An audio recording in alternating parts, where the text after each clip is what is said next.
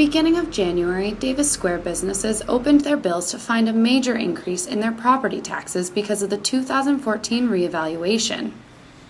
It was a surprise to me because actually my payment was double for this quarter anyway, which took me by surprise. And when I reached out to other business owners and property owners as well as the alderman, I came to realize that that was what was happening in Davis Square. Owner and manager of Johnny D's, Carla DeLellis, worries that the rise may discourage small businesses from succeeding in Somerville. I can see the impact of such a high increase is independently owned businesses will very much struggle and or find that this is not a good community to exist in. The city's chief tax assessor, Mark Levy, explains that the reevaluation process is not flawless. What the assessors do on the Mass General Law is mass appraisal. We're trying to put a value on a great number of properties, in this case 16,000 properties. We're trying to hit the target as many times as we can for as many taxpayers as we can. Invariably, there are going to be some folks who feel they're overvalued, and indeed the board will likely decide in their favor. Levy agrees that the reevaluation process can be tough on both parties, but that the increases are not out of the ordinary. Revaluation years are tough. They're tough on the assessors, and they can be tough on taxpayers. It's not unusual to see major swings in value in a reval year. The assessors certainly are not here to drive businesses out of the city. We're certainly not here to put people out of their homes. D Squared business owner and Davis Square resident Melissa Christie understands the double-edged sword effect of an area becoming more popular. I'm all about things getting better and change. I love it. And the vibrancy and the energy is really fun. I understand that with that, though, can come, like property taxes going up and rents increasing dramatically. So I guess I'm sort of on both sides of the fence because I own a business here. But as living here, I think it's fantastic. So the great thing about this area is that people love small local businesses. And so they really come out and support that. And they don't want big boxes to come in here. So that's, again, the riding the fence, because if the rents are super high, small local businesses can't afford it. We stand by our values, but we will review any and all abatement applications we receive, and we will consider any and all factors why particular property owners feel they may be overvalued.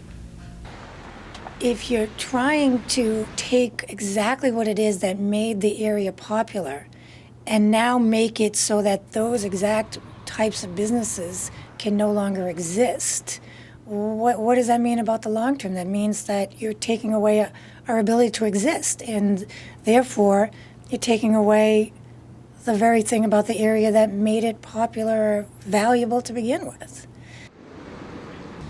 Here in Davis Square, business owners are concerned about rising real estate taxes and the impact they might incur.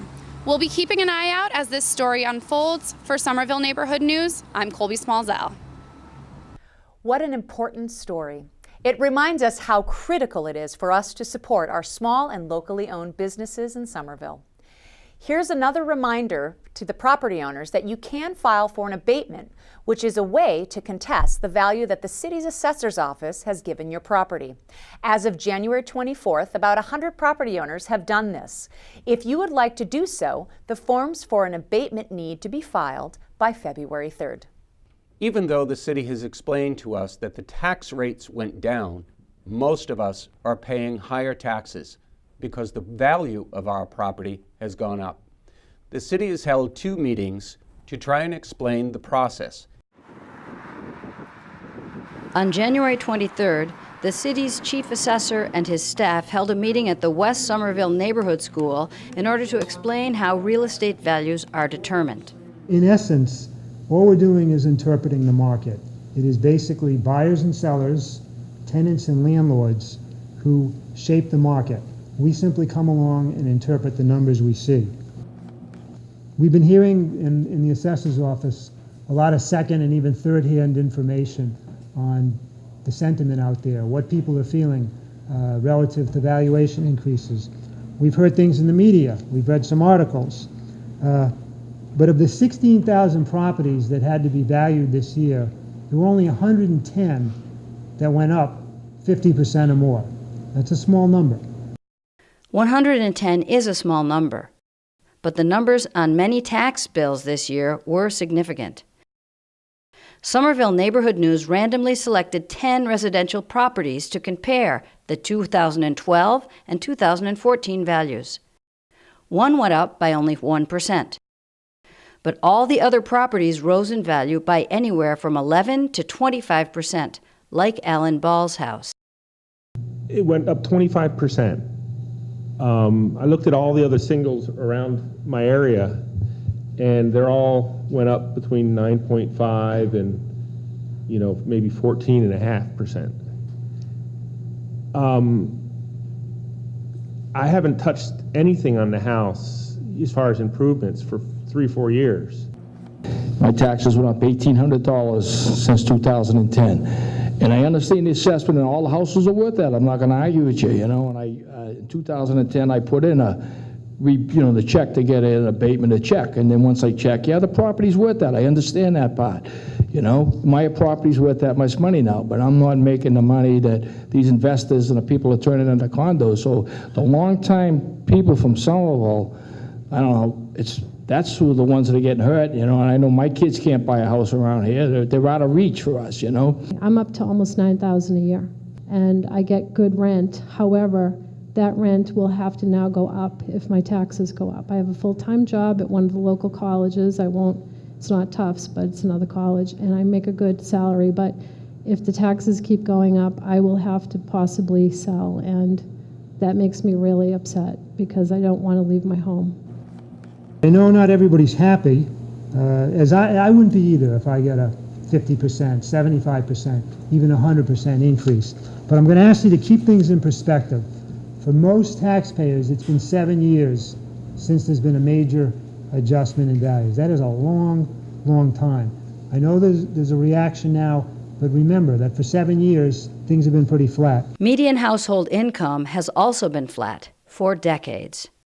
And since 2007, the incomes of all but the super rich have actually declined. I think what underlies a lot of these concerns is the ongoing gentrification of the city.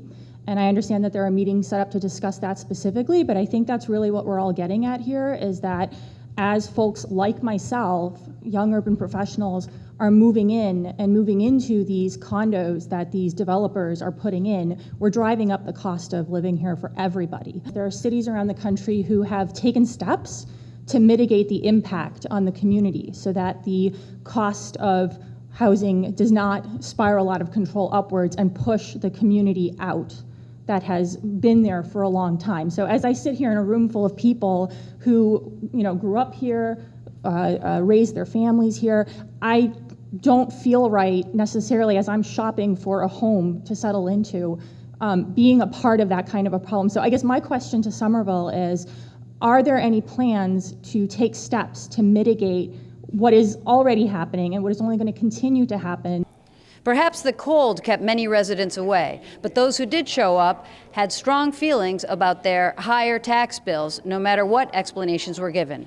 Reporting for Somerville Neighborhood News, I'm Jane Regan.